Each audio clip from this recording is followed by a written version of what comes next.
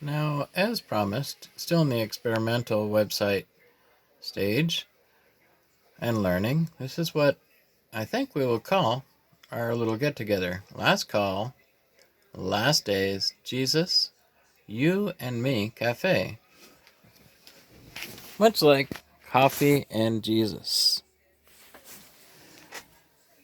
And here's a little bit how the website will look. Proverbs, honor and reverence to the Lord and his glory. In the very beginning of knowledge and wisdom is to know. In the beginning, God is an introduction to an unforgettable and eternal relationship and journey. This is written to the last days church members and to those left on the other side of the rapture, known to some as the Great Reset or the Age of Aquarius, but to Christians as the Great Tribulation. Without further ado, let's get into Proverbs 1 today.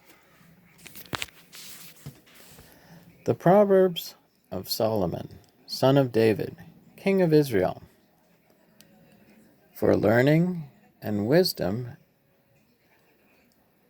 and instruction, for understanding words of insight, for gaining instruction in wise dealing, righteousness, justice, and equity, to teach shrewdness to the simple, knowledge and prudence to the young. Let the wise also hear and gain in learning, and the discerning acquire skill, to understand a proverb, a figure, the words of the wise, and their riddles. Verse 7 tells us all you need to know. The fear of the Lord is the beginning of knowledge. Fools despise wisdom and instruction.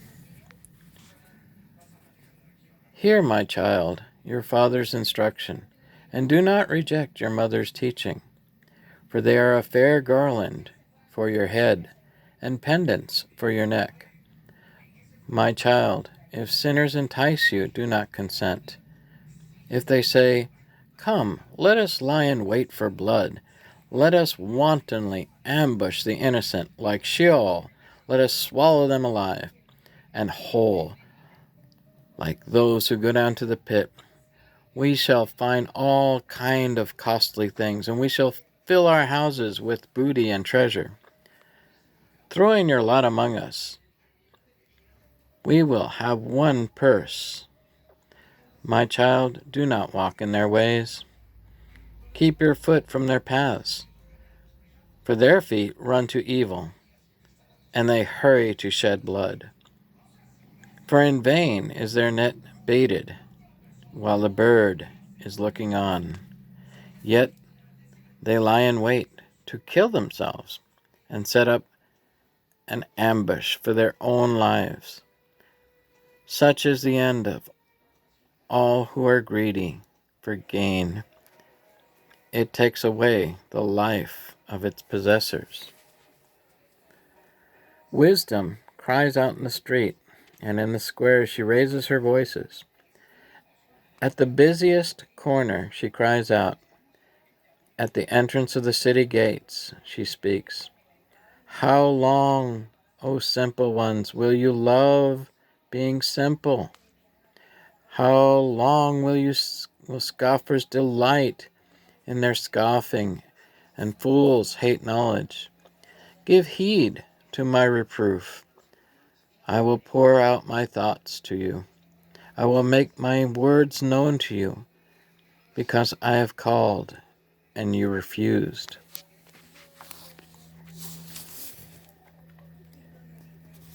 And I have stretched out my hand, and no one heeded. And because you have ignored all my counsel, and would have none of my reproof, I also will laugh at your calamity. I will mock when panic strikes you. When panic strikes you like a storm, and your calamity comes like a whirlwind, when distress and anguish are upon you, then they will call upon me, but I will not answer. They will diligently, but will not